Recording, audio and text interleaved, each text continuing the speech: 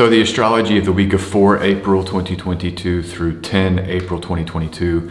This is a wonderful week of astrology, a week that highlights the pleasures, the gifts of life, the abundance of life. We get Venus having a strong improvement in the transiting sky, one that's been a long time coming. And so this week is really one of celebration and of the joys of life. And there's some wonderful astrology. We're going to dive into it here, but life's a beautiful gift, and I think we can really appreciate that deeply this week with some great chances for pleasure, love, and enjoyment.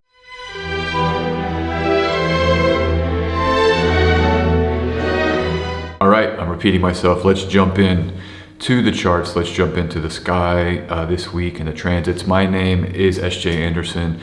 Thank you for coming to my YouTube channel. This is where I talk about the astrology every week. I have a video, weekly astrology, and I just look at what's happening and we describe it, we talk about it. I have a transit of the week and we just describe the energies, and it's not something that's total coverage. What I like to do is pick out, themes, 2 or 3, really 3 themes to kind of contextualize this week in the larger astrological context, to really just feel into the moment with however we can. But it's not this kind of full detailed analysis. That's just, I don't know, sometimes too much coverage is really not what's needed in my view. It's more of the extracting thematics to help us understand. And there's a lot of great astrologers in the world, a lot of great astrologers on social media. There's all kinds of resources if you're wanting a day in and day out breakdown of everything. But I do what I can. So let's dive here right away into my major themes this week. They're going to be 3. 1, Mars conjoins Saturn. A very big deal. This is going to initiate a new cycle between these 2 malefic planets, so-called malefic planets. And it's an interesting one because both of them are very strong with essential dignity. The second big story, so that's going to happen on Monday, Tuesday, here in Central Europe, 5 April, 3:31 Central European time in the morning, Monday evening if you're in the North America. So this is the big kind of blast to start the week. And then we start really settling into healing from that and emerging out from that with some of the best healing astrology that we've had in a long time. So that's my second theme here. Venus enters Pisces. After 5 months in Saturn-ruled signs, Venus entered Capricorn on 5 November, and here we sit, 3 April as I record this. This entry of Venus into Pisces happens 5 April 1717 in Central Europe. So in the afternoon, we'll get Venus's entry into Pisces, and it brings a big shift, a pleasurable release. We maybe can access Venus more strongly and more directly than we've been able to for quite some time. And then that third story is this special Cancer moon, a very special Cancer moon, because the moon will be overcome via a trine aspect. In astrology, that's one of the best aspects, particularly that Jupiter can make. And this will have Jupiter in Pisces in its water domicile, overcoming the moon while the moon is in Cancer, that other water sign that the moon rules. And so you've got this amazing Jupiterian aspect with a very powerful Jupiter flooding the moon with its power while the moon is at home in Cancer. Amazing. And the moon is averse to the malefic planets because those planets are in Aquarius. And so is Jupiter. And so there's this special exchange without malefic involvement. And I think this will be a really sweet moment here. That moon is going to arrive on, Thursday at 1713 is when that moon arrives. Thursday, the 7th of April. And we'll get that moon Friday, Saturday. This Friday and Saturday, even Thursday night. Thursday is Jupiter's day. Friday is Venus's day. Those are kind of 2 very sweet days now with Venus in Pisces and Jupiter in Pisces to do your date nights, or you're just go out with friends or be with yourself and love yourself. I mean, this Thursday, Friday night, I think can be a really pleasurable, momentous moment here for folks as this astrology lines up in this beautiful, profoundly positive and benefic activations here. So, and that's the thing about the Cancer moon. It's got both Venus and Jupiter are overcoming it. So it's a double benefic, overcoming of this moon. So those are the three big stories. Again, Mars conjoined Saturn Tuesday, early morning in Central Europe. Venus enters Pisces later on Tuesday in Central Europe. And then this special Cancer moon, which arrives Thursday afternoon. And we get a Friday and Saturday all day of this awesome Cancer moon. And so what else is going on? Just a quick check-in. This is what I've extracted. I still have this ephemeride here, I guess this ephemeris from Solar Fire that I always like in my video. And there's some other stuff going on. I mean, Mars is going to conjoin the South Bending on that same day, right after Venus enters Pisces. And so again, it brings the eclipse orientation, not only with this moment here, but the Mars-Saturn conjunction is very close to the South Bending. We'll talk about that when we get into the chart, but it does bring these kind of faded activations. I mean, the things that are happening right now may have longevity. They may be very important for the reality as it turns. The nodes are profoundly important for the nature and the structure of reality. I've come to believe more and more and more. They are the kind of under the architecture that we can, it's like reality exposes itself and we can see that code, the programming code of reality. Those are the lunar nodes. And so this Mars-Saturn conjunction will be very close. Mars hits the South Bending that same day, 2048 in Central Europe. Mercury does some cool stuff because Mercury will make sextiles from Aries to both Saturn and Mars this week as those planets are separating. Those aspects arrive on Thursday and Friday. You'll get a Mercury activation to Saturn and Mars. Mercury is still in Aries and will still be under the beams of the sun. See, it's not visible and it maybe is restricted here. So maybe this does something to jolt Mercury, give it a little bit of power, particularly that sextile with Mars on 8 April. Which is Friday, because that is the ruler of Mercury, while it's in Aries is the planet Mars. And so that might help with our Mercury story to give it a little bit of juice. Next week when Mercury leaves Aries and then it comes out from the sun's beams, it will be visible. We get a much stronger Mercury. And it's something to know about this week, that our mercurial story might need to wait till next week, particularly if you're looking for elections. So, and then the moon, it's just the same story. It starts in Taurus, going to be roughed up a little bit. The moon will be in Taurus for the Mars-Saturn conjunction.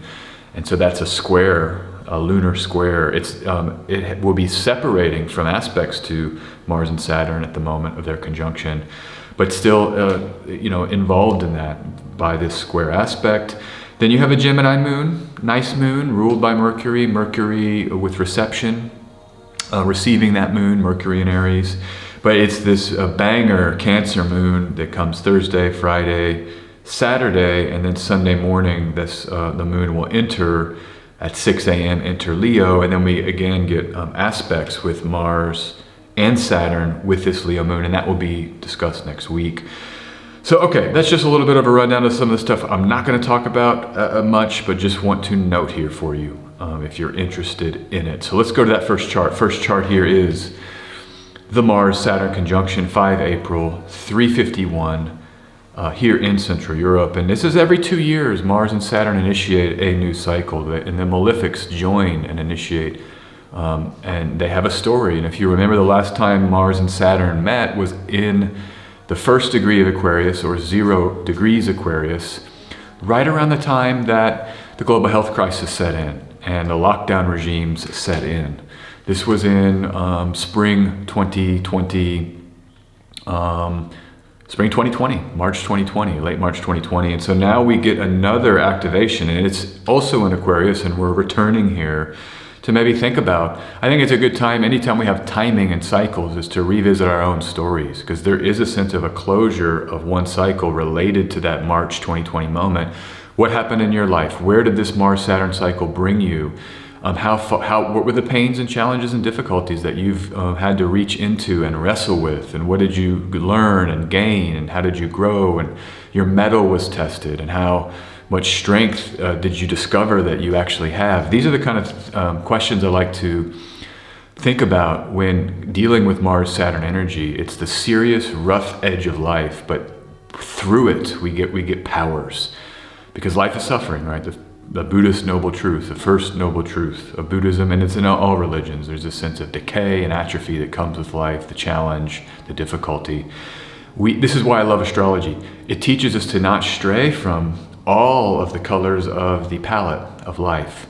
And we have it in our planets. The 7 planets all signify these different aspects and this wide variety of the human experience, including the realities of pain and suffering. And so this cycle is kind of a cycle of suffering. Where did you suffer the most? I think about my own sufferings and I'm just grateful for them. I'm here, I'm still breathing. I still have a joy and a happiness. Mars and Saturn didn't take that from me.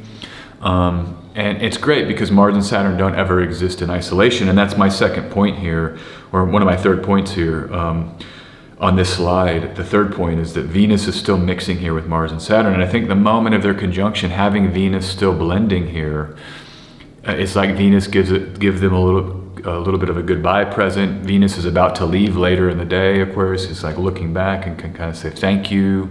I'm glad I could help you. Peace be with you. Maybe even here's you need a chocolate. I always find in war, this is a theme in movies a lot. This movie, Atonement, did you see this movie? Beautiful film. Really one of my favorite movies. Intense love story, war movie about World War II in Britain and in England in particular.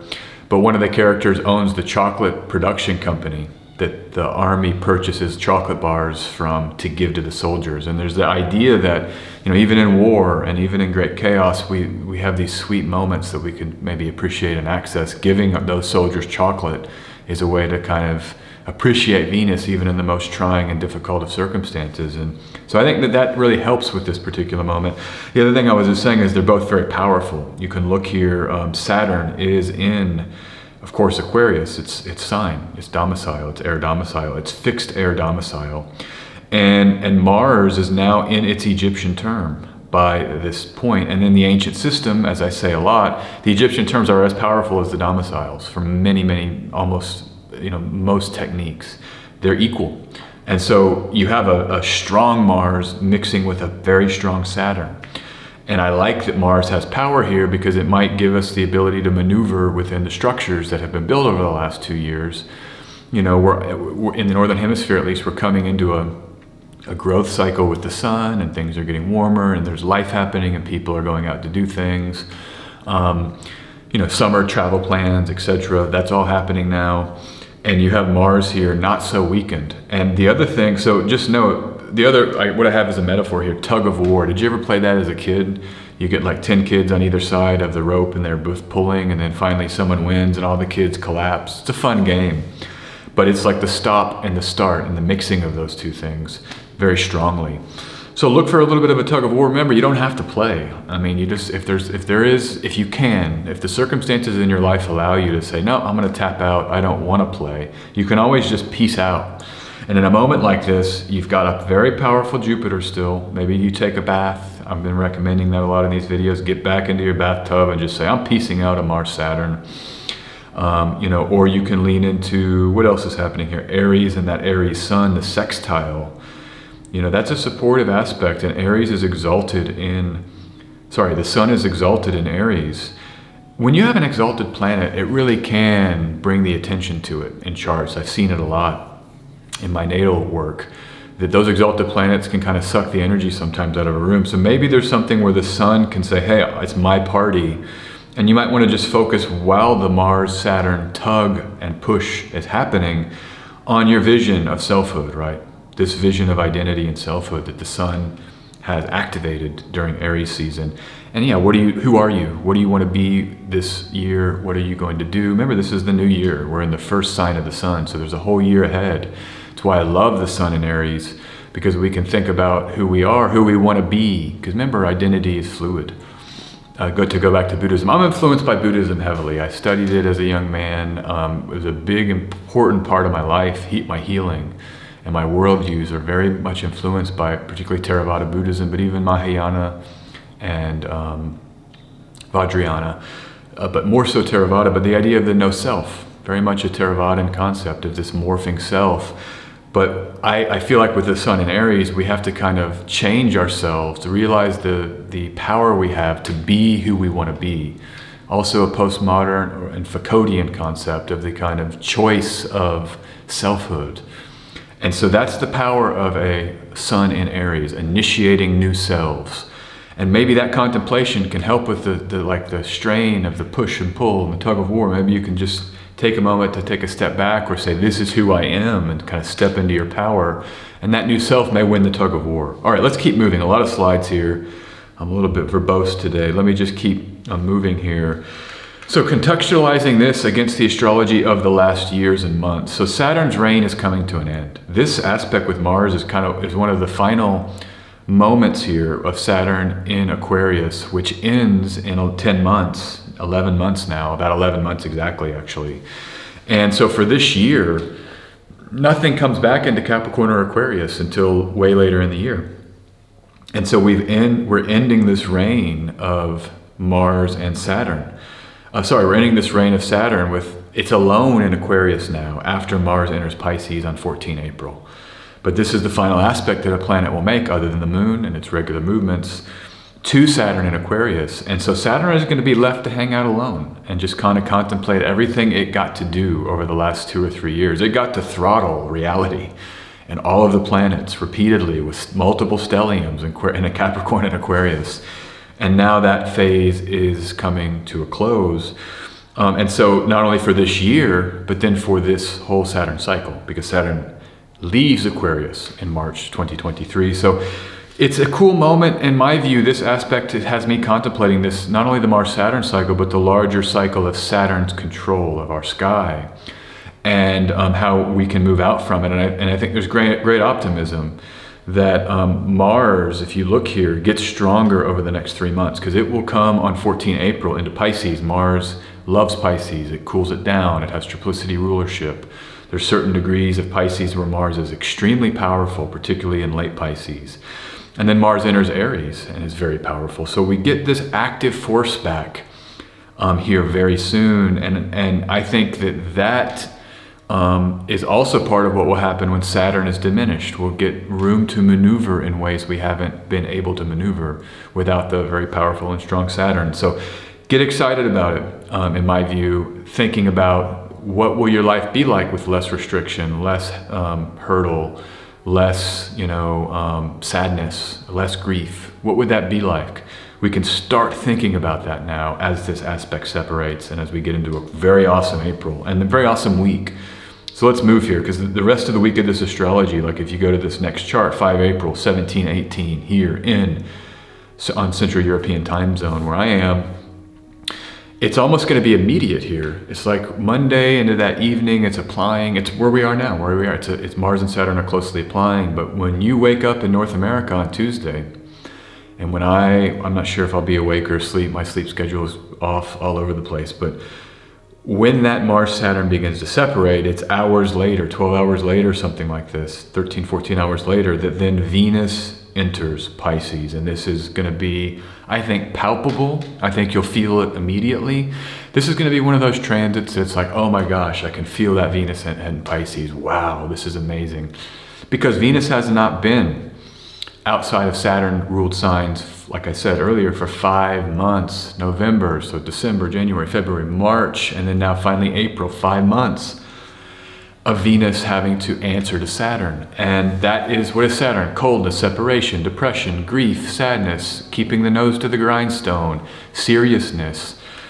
And Venus is a planet of joy, hope, pleasure, all of those things, beauty, art, love. And so it can be, there's great combinations of Venus and Saturn, mind you, very beautiful ways to express grief through art and all of the ways that we can combine the two, love and the longevity of commitment, all of those things. So there was cool things happening, but now we get more of a purified Venus and a direct Venus where we don't have that Saturn filter. And what do I have here? The first 12 degrees are particularly powerful. So this first week, it's basically here Tuesday to next Tuesday, you're going to have Venus blowing through Tuesday. I think it's probably a little later in next week when Venus will leave its Egyptian terms, but you'll have Venus in its sign of exaltation, Pisces, and in the Egyptian terms that it rules here in the beginning of Pisces. So it's a great time to step into Venus and Pisces, a very powerful Venus. Here's my list: beauty, love, adornment, gifts, celebration, music, art. Where are they for you now? Where are you at with these things? I was having a conversation this weekend with an astrologer friend about transits. And I was mentioning this idea that Stephen Forrest raises, great astrologer, evolutionary astrologer, elder in the astrology world. He's kind of an icon. Very cool guy. And Stephen Forrest has a article about a prediction on his website. Just type in Stephen Forrest prediction into a search engine. It should be one of the first articles that comes up. It's been an influential article for me. And he says transits or activations, astrological activations can predict questions. That's the most important thing about them. That they raise a set, I would think about it, I would phrase it a little differently. It's a symbolic activation that happens during any transit or in your natal chart. It's a symbolically alive part of the self or part of the moment. And those symbols beg us to interface with them with questions, like Stephen Forrest says, but also with any ways we can interface with the symbol, meditations, feeling into the symbol. You can even do something like an Alejandro Jodorowsky psycho magic, where you're like acting out symbols. I mean, there's all kinds of ways to engage moments of time. But that's what I think my query to you this week is, like, where are these things in your life? How is your beauty, love, adornment, gift, celebration, music, art? You can see me, I've kind of been playing with my look. I do that a lot. I don't know what in my chart, but I'll grow my hair and beard long, and I like to short it and shear it, but I kind of playing with my look a little bit. That's very Venus, and so you can figure out, just check in with yourself. Maybe you want to play music. Maybe you're a musician and picking up your guitar again and singing or painting or all of the Venusian things. Now, the next part of this that I want to go into is that Jupiter and Neptune are heavy rulers. If we're going to say Neptune rules Pisces, let's do that. That's fine. Jupiter rules Pisces in the traditional system by domicile. These are not energies that come to mess around. They're not as fun and I was going to say not as jovial. Well, of course Jupiter's jovial, but they're just not as lighthearted maybe. Jupiter's the great benefic, right? And it's dealing with powerful people and the powerful big movements of society. Those can be serious and heavy. Neptune, of course, is a giant planet. The dissipations that Neptune brings, the spiritual contemplations that it necessitates, you don't avoid. It's not as lighthearted, I guess is what I'm trying to say with Jupiter and Neptune. They've been in Pisces together. And now the exaltation ruler Venus enters, and now they three can rule together and have this party of rulers. I watched Peaky Blinders, love Peaky Blinders. I was watching that, I binge watched it over the last month or so. And there's these scenes, they have the family meetings regularly, right? The gangsters' family, they meet and they talk about family business. That's what's happening in Pisces now with the two domicile rulers, modern and traditional, and then now the exaltation ruler has joined to convene a council of Pisces.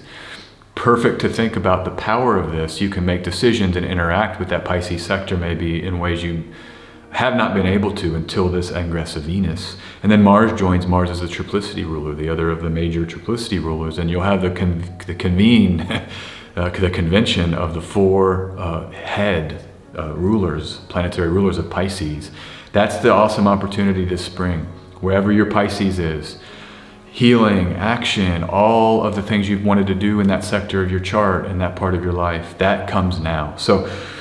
And it's just increasing now, but a major increase with this Venus entering Pisces here on Tuesday, 7/18 in Central Europe. Now, the last thing I want to say about it, or I guess one of the last things, you can see here in this chart, you've got Venus and Jupiter co-present in Pisces, and then you have Mars and Saturn co-present in Aquarius, and they're all very powerful. Mars is in its Egyptian term for a few days still. Saturn is in domicile. Venus is exalted. Jupiter is in domicile. And so this other part of the spring I've been talking about, this two-track sky, Venus and Jupiter and the Pisces element, and then the Aquarius and the Mars and the Saturn side of, the fixed structures of discipline and of kind of suffering that we're engaged in now. Competing with telling the truth, clearing away untruth, washing away difficulty. And so just know if there's kind of a two-faced nature of what's happening, if there's ups and downs, you can kind of lean into either one of these as needed.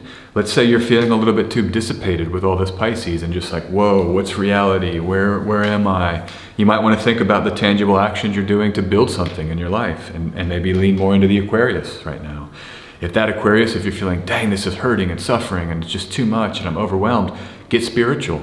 take a bath, view art. And so you can really balance out and use whatever track you need to get through this week. I would think about doing that. What else is happening here? Let's just check out the sky. Other things going on in this chart. So the Gemini moon happens right about this time. I like that moon, you see how it's building its overcoming moment. So in Gemini, the moon is now overcome by Venus and Jupiter.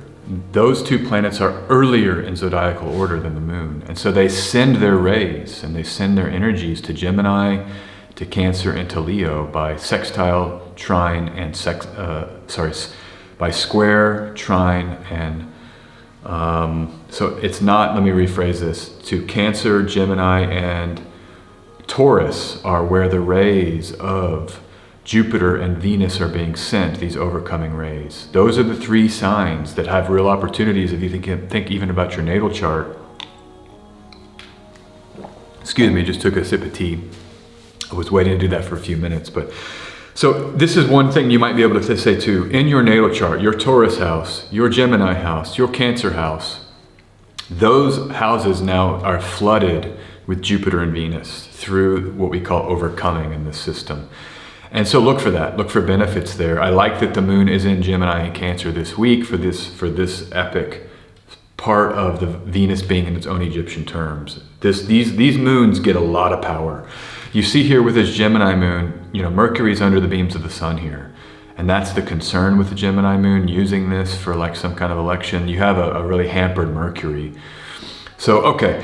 All right, I'm gonna keep moving. Let's go to this final chart. I wanna look at the transit of the week, the Cancer moon. And I was already getting into some of that moon analysis, but you can compare. Well, I think that Gemini moon gets a lot of benefit from Venus and Jupiter. This Cancer moon does not rely on another planet by domicile. It's the master of its own domain. Was that a Seinfeld reference on the master of my domain? But this is why this Cancer moon is uniquely situated, because it is not relying on anything else. And so it has this power, and then it has the overcoming strength so Venus will be in 4 degrees of Pisces already by Saturday, moving fast. Venus about 3.5 weeks through a sign. Jupiter and Venus overcome the moon in Cancer. So what do I have here? This is a great time, a great moment to think about the water element. Elements in astrology, profoundly important, because these signs are divided into 4 elements. So there's 3 signs of each element. And it's very important to understand the energy of any planet, the sectors of our natal charts that are engaged with certain elements.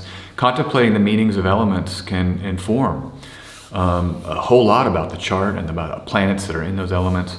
And so what is the water element? Feeling and emotions. There was an interesting tweet on Twitter recently, and someone was asking, I'll remember their name in a second, but they were asking about this elemental association that's found in occult and esoteric circles in the West, with water being emotions, air being mind, fire being maybe passion or life force, and what's the last one here?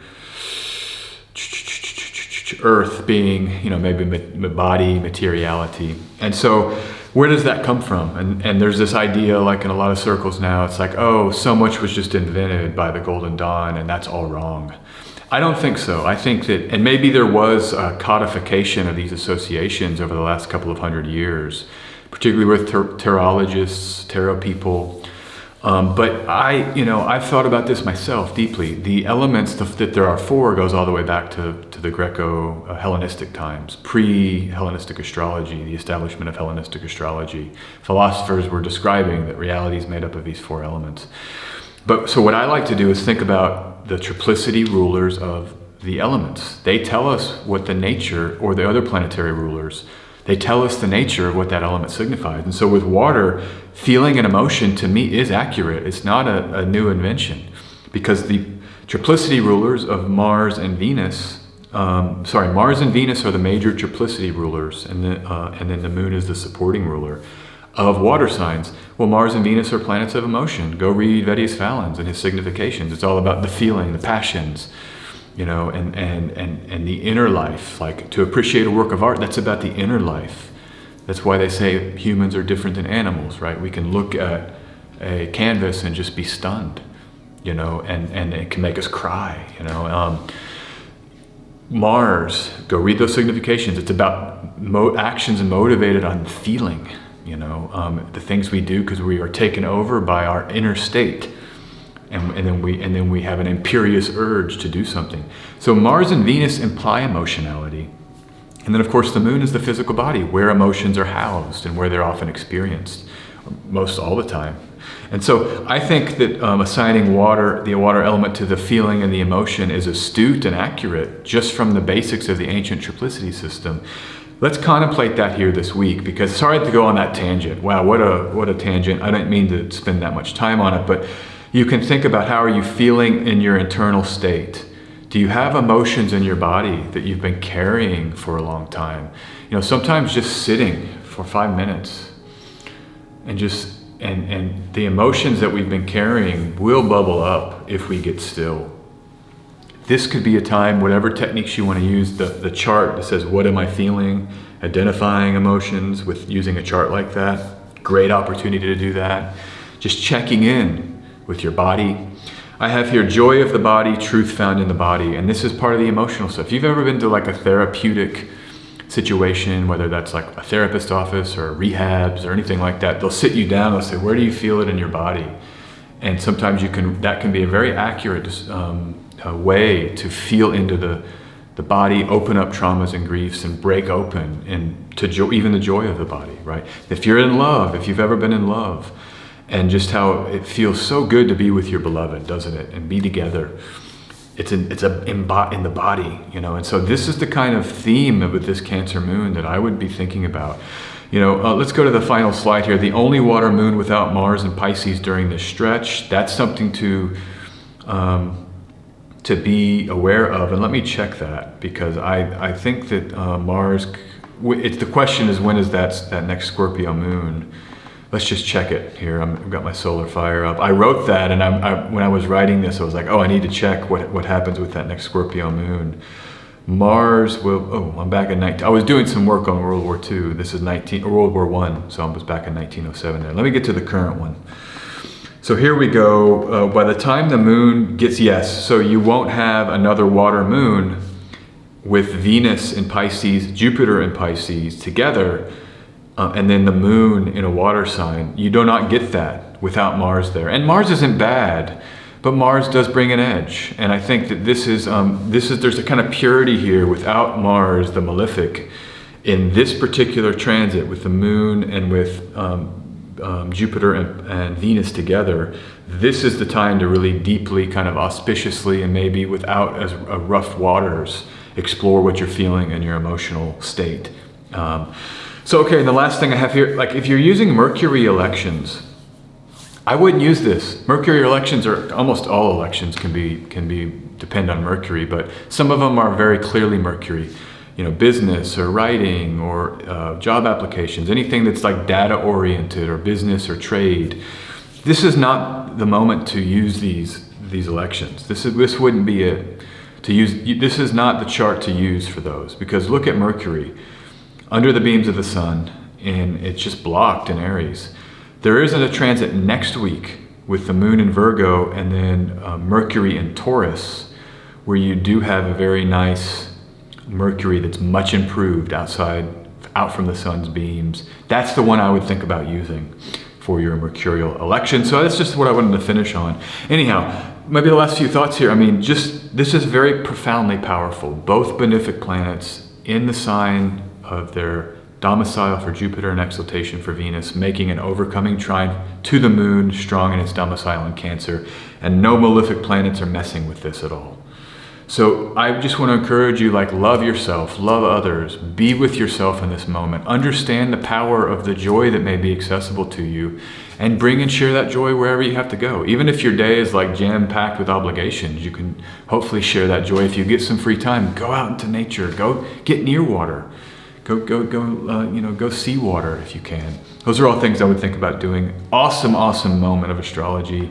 Very profound. We live for this kind of stuff as astrologers, this Cancer moon transit. These are the kind of things we're like, this is very powerfully beneficent, you know, and so at least I kind of live for these certain moments of energy, because we talk about the pains of astrology, the activated transits that are challenging. We do all of that, plenty of that.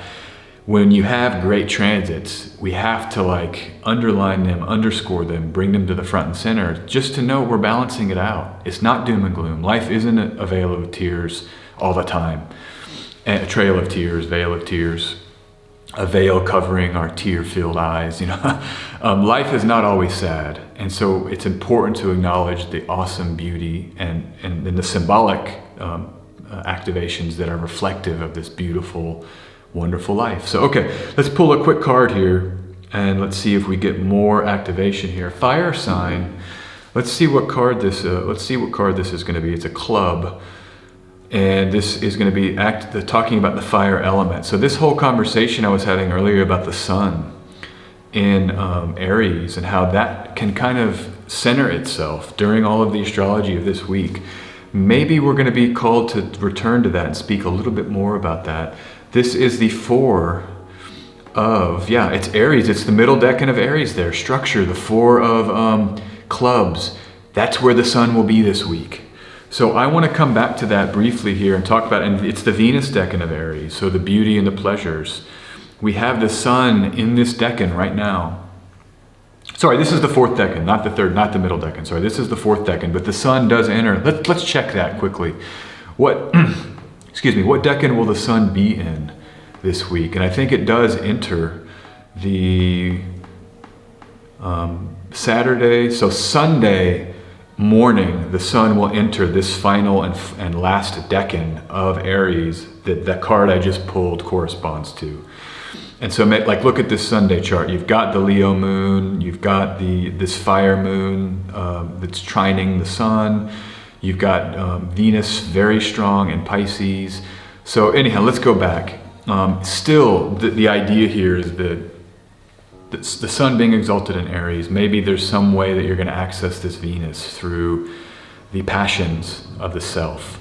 As I was saying before, like there's a passive way to enjoy art. There is a way, to do Venus. We can do it in a lot of different ways. Maybe this is about like your fashion. I think about fashion here and the style that you want to present. Remember I was talking earlier about the structures of selfhood and formulating ourself right now for this next cycle and for this year. What do you want to wear? I mean, I know that sounds mundane, but like, how do you want to be and look and wear? What's the structure of the flow of your adornments? I know for me, I highly structure it. I have a uniform. I'm a uniform person, so that structures everything. My Venus is completely, I don't think about it as much because in terms of the adornment side, but maybe you want to get into something like that, changing your style, changing your look to better reflect who you are, what you want to project, and who you want to be in this world, in this beautiful world. Okay, that's it. That's the weekly tarot. That's the weekly astrology. Have an awesome week ahead. Talk soon. Peace.